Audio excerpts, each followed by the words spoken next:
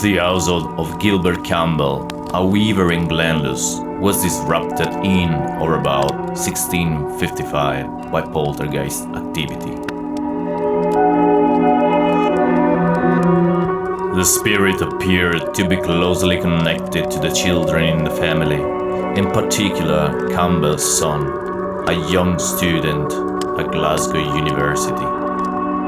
The first indication of trouble to come was given when Campbell's daughter, Janet, began to complain of strange noises in her ears. The noises were shrill, like whistling. Then, Janet was heard to utter some words of some unseen spirits.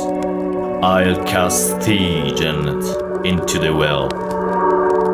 After that, the house was subjected to continual bombardment with stones.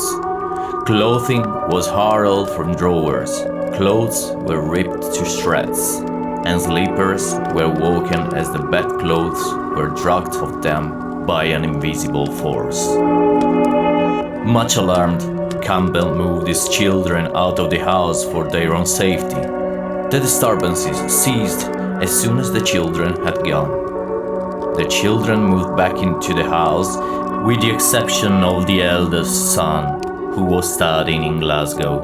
For a while, things were quiet, but then Campbell's son returned to the house, and the trouble started again with renewed vigor. Stones were hurled around, belongings were damaged, and at one point, the house caught fire. The affair caught the attention of the church, and various attempts were made by ministers to exorcise the spirit. The spirit was apparently quite communicative and claimed to have Campbell's son in its power. It claimed to have been sent by Satan from hell to torment the occupants of the house. While the spirit was willing to communicate with the religious men, it was nevertheless resistant to all their attempts to banish it from the house. It continued to torment the family, beating the children as they lay in their beds, starting fires around the house, hiding for the family's belongings or hurling them through the air. The family showed remarkable courage, remaining in the house throughout all this. Then, without warning, the activities of the malevolent force stopped, and the family was left in peace. Although no one could be certain as to the cause of the fearful disturbances, one theory connects them to a beggar who had turned up at the Campbell's house sometime previously.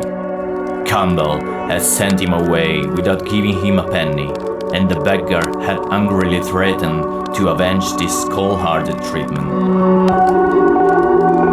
It was said that the man was a certain Alexander Agnew, who was eventually accused of crimes against the church and was hanged some miles away in Dumfries. His death apparently coincided with the sudden return to harmony at Campbell's house in Glenluce.